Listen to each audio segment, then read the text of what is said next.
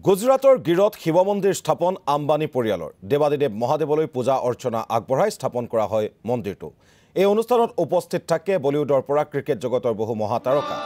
অনুষ্ঠানটোত উপস্থিত থাকি আৰতি আগবঢ়াই সপত্নীক শচীন তেণ্ডুলকাৰ, মহেন্দ্ৰ সিং ধোনী, ৰণবীৰ সিং, দীপিকা পাডুকনকে ধৰি বলিউড আৰু ক্ৰিকেট জগতৰ বহু তাৰকাই। আধ্যাত্মিক অনুষ্ঠানটোত উপস্থিত থাকে আম্বানী পৰিয়ালৰ প্ৰতিজন সদস্য। যজ্ঞাহুতি প্ৰদান কৰি মন্দিৰ ভাগি স্থাপন কৰে মুকেশ আম্বানী আৰু নীতা আম্বানীয়ে।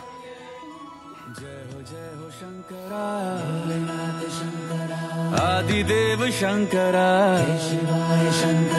तेरे जाप के बिना चले ये सांस किस तरह। मेरा कर्म तू ही जाने, क्या बुरा है क्या भला, क्या बुरा है क्या भला। तेरे रास्ते पे मैं तो आंख मूंद के चला, तेरे नाम की जोत ने सारा हर लिया तमस मेरा।